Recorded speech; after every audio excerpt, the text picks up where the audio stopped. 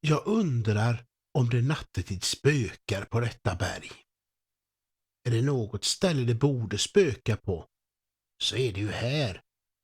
Med tanke på att det är en gammal avrättningsplats, då kallad Galgberget. Det kostade enligt bödelstaxan från 1736 8 daler att få någon upphängd i galgen.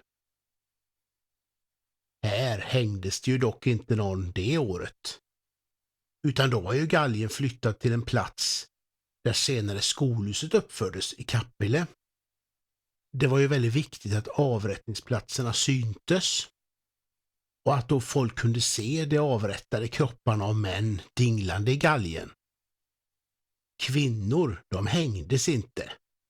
Det ansågs omoraliskt nämligen att man skulle kunna se dem upphängda och kunna se deras ben underifrån och under kjolen. Så kvinnor begravde man levande istället. Det finns faktiskt ett antal lagar från 1736 som ännu gäller. Men inte bödelstaxan, och tur är väl det. Galgberget, som det hade hetat ända sedan medeltiden, bytte namn till Skansberget när den danske kungen Kristian IV 1612 började befästa berget. 400 bönder där har fått uppföra befästningen. Skansar, det är ju något som berget kommer att bli känt för. Huvuddelen av skansen var den så kallade redutten och den låg uppe på krönet. Och det fanns några byggnader runt denna och så fanns det också 4 mindre bastioner längre ner. Befästningar är annars någonting som har förekommit ännu tidigare på detta berg. Skansberget var ju långt in i modern tid en ö faktiskt, eller mer eller mindre en ö, med vatten runt sig. Vilket gjorde det väldigt strategiskt att ha befästningar här. När Skansen byggdes av Kristian IV, då tillhörde ju Bohuslän, Danmark, Norge. Och vid denna tid var det oroligt. Svenskarna hade precis bränt Kungahälla, nära dagens Kungälv, och man hade även bränt Uddevalla. Uddevalla skulle förresten brännas ner av svenskarna hela 5 gånger under 1600-talets första hälft. Sista striden med Skansberget inblandat var dock Gyldenlövefejden. Den var på 1670-talet. Och det var då danskarna försökte ta revansch för freden i Roskilde 1658 och ta tillbaka Bohuslän. Och allting skedde under ledning av norrmannen Ulrik Fredrik Gyldenlöve. Det gyllene lejonet på Villishuset. Det minner idag om denna fejd. Vilket ju även hotellet Gyldenlöve gjorde. Det som tidigare låg här intill. Lejonet. Ja, det tittar ju faktiskt ännu mot Skansberget. Men det är sedan länge ett snällt lejon. Som inte tänker hoppa ner från väggen och anfalla Skansberget. Under början av 1700-talet renoverades den förfallna Skansen. Och det var faktiskt en tid inte bara försvar här utan det var även fängelse här en period. I en sedan länge försvunnen byggnad. Sen blev berget promenadstråk under 1800-talet. Sedan man hade planterat både kastanjer och lärkträd här. Och snart kom det faktiskt till en utsiktspaviljong i tidens anda. Den kom att kallas Borgmästarens paraply och den stod på toppen här av Skansberget. Här har förresten senare för en 60-70 år sedan funnits både kaffestuga och dansbana.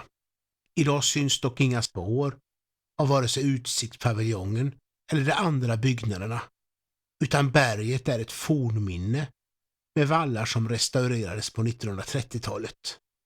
Och det enda moderna här i vårt synfält är väl Skansverkets höga skorsten. Det finns dock 2 modernare befästningar på Skansberget. Den största ligger här mot väster och den skulle stoppa tyskarna om det kom denna väg från Norge.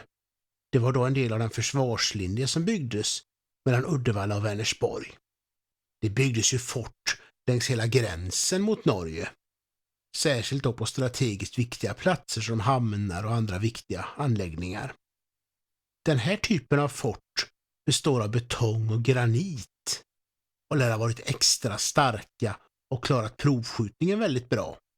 Och det är även placerade så högt upp på berget att det tyska pansaret med kanonerna inte skulle kunna nå dem. Det var både lokala hantverkare och soldater från I-17 som byggde forten. Och graniten den bröts ut i Lysekil av både värnpliktiga och civila. Snacka om värnplikt förresten, att bygga värn. Det sägs förresten att tyskarna där har kallat dessa Lindénvärn, som de hette, för kråkbon med tanke på dess placering. Hade de dock byggt dem själva, då hade de nog kallat den för örnästen istället. Så här hade de nog sett dem genom sina kikare om de hade kommit nära nog. Och även slagit ut tidigare värn vid Lelångebanan. Jag undrar om dessa värn hade stoppat dem. Befästningar har ju historiskt aldrig stoppat några angrepp.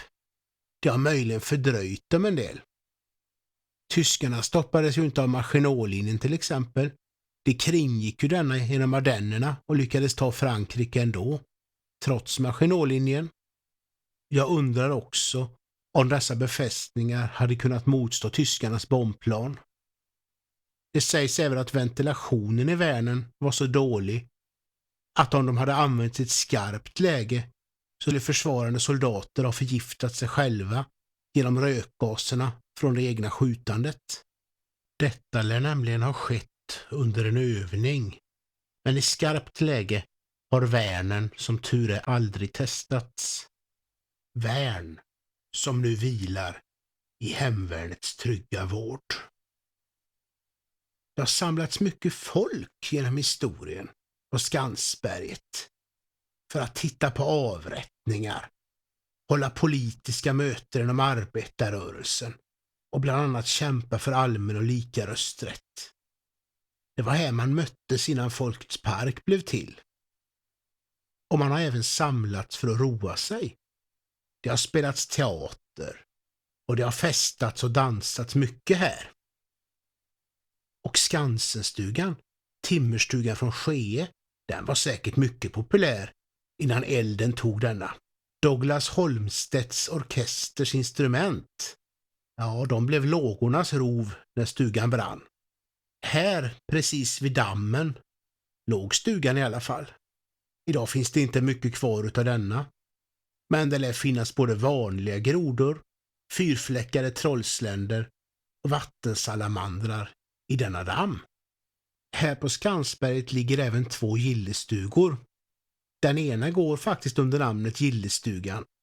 Sedan detta hus, Folkdansgillets hus, flyttades hit 1965 från sin tidigare plats i korsningen Drottninggatan-Lagerbergsgatan. Och det hus som ligger bakom detta, det är Dalslandsstugan. Och den uppfördes redan 1939 av föreningen Dalslands gille. Det har nog hållits ett och annat gille här under åren.